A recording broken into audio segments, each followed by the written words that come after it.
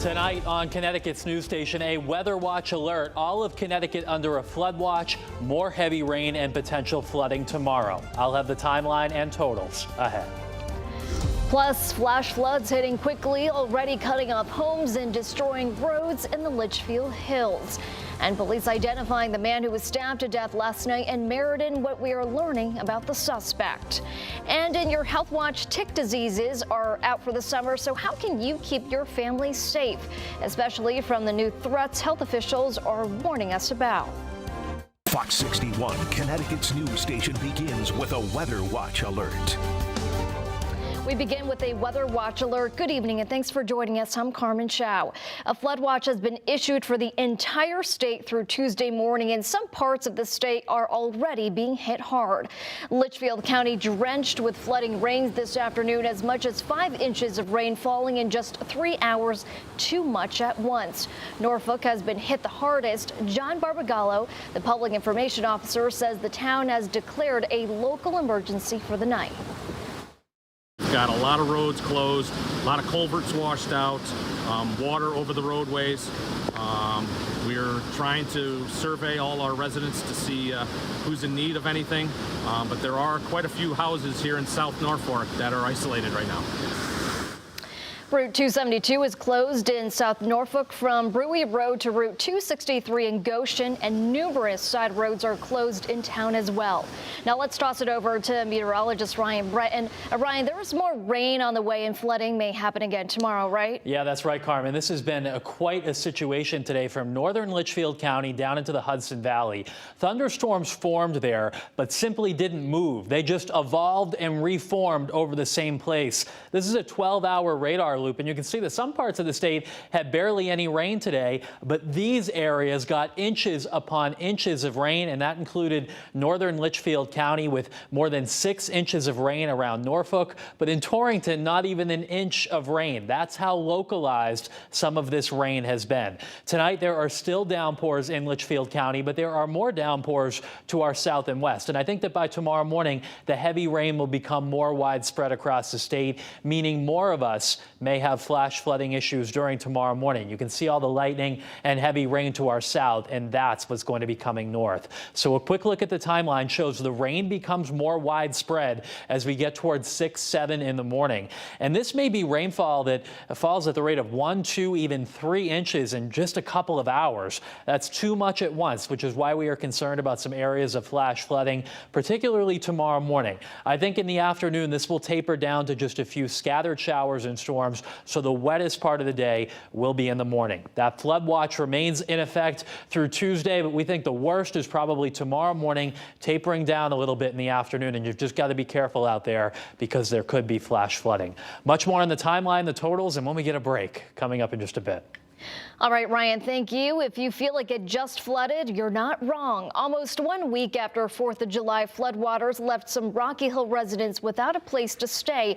A state representative is stepping in to try and help. And all of this has been happening at the Cedar Hollow condo complex. Fox 61's DeAndrea Turner is here with an update on how lawmakers are planning to take action. DeAndrea? Well, Carmen, Representative Wood tells me that she is trying to focus on the short-term solutions, like ensuring people can afford to stay at hotels, while also looking towards long-term solutions on what caused this major flooding and how to prevent it from happening again. I cannot believe what these people are dealing with. Basements that were once livable spaces. See on the wall how high it went? Now muddied rooms due to the feet of water that flooded multiple units. It was almost catastrophic. It just came through like a river. You could have put a boat out here. From people starting their family to 90-year-old veterans, many of them at Cedar Hollow condo complex are displaced after last Monday's storms brought in muddy water to their basements. Now homeowners are left without a place to live and left without items that they hold dear to their heart, like Connor Elby's family tree. My aunt recently died from COVID, and she built it, and she handed it off to me before she died, so it hurts. And my basement filled up in about 5 minutes. So I couldn't, even if I wanted to save things, I couldn't, because the electrical down there. Beyond losing sentimental items, homeowners are also worried about what will happen next. There's no electricity. There's no hot water. There's no anything in these places. But they are also hopeful, with Senator Wood coming out, that more action will be taken. I'm definitely hopeful. She seems like she's getting a move on. And Wood says the first move is community help and outreach. Perhaps giving some money to cover people's stay in hotels, giving some money to help with the remediation process. If there's any construction companies out there, one of the needs that I heard today was 30 sandbags. It's raining all week. The rain will still come into these units if we don't put sandbags around the back. So 30 sandbags, does anyone out there have those? These are all things that I'll be working on over the next few days. And if anyone's listening that would like to step up and help, I think they can use it desperately now. Now, Representative Wood also added things that she wanted to do is to team up with the town of Rocky Hill, coming up with ways to help these people in need, while she's also working on the back end, talking to the federal delegation, the Red Cross, and the United Way. In the studio, DeAndrea Turner, Fox 61, Connecticut's news station. Well, this is certainly a good first step. Thank you, DeAndrea. And just now into the newsroom, 2 people are in critical condition after a 3-car crash on Foxton Boulevard in New Haven.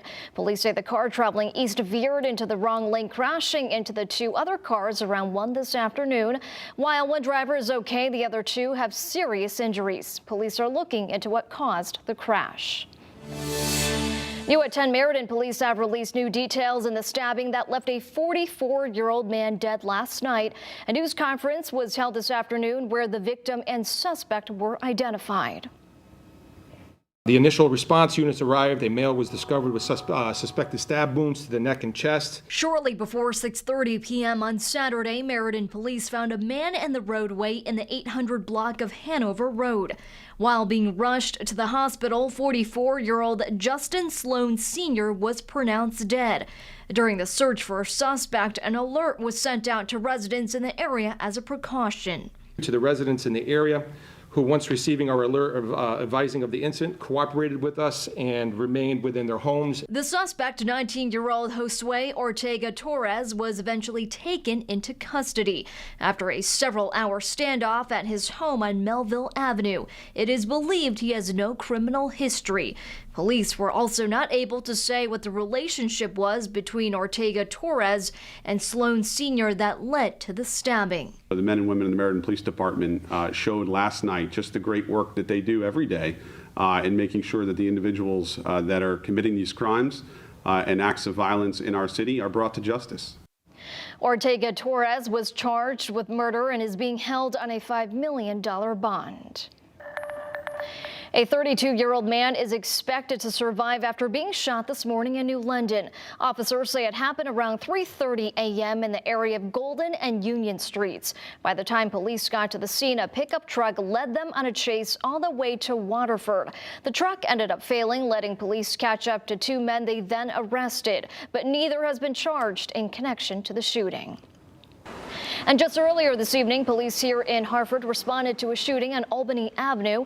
They found a man in his 40s who was shot just before 6. He is expected to be okay. The shooting remains under investigation. 3 people were hospitalized and a road was shut down for most of today in New Milford after a car crashed into a pole. The entire pole was knocked down between Sunny Valley and Pickett Roads around 6 this morning. The 3 people in the car had minor injuries and are expected to be okay. And we have much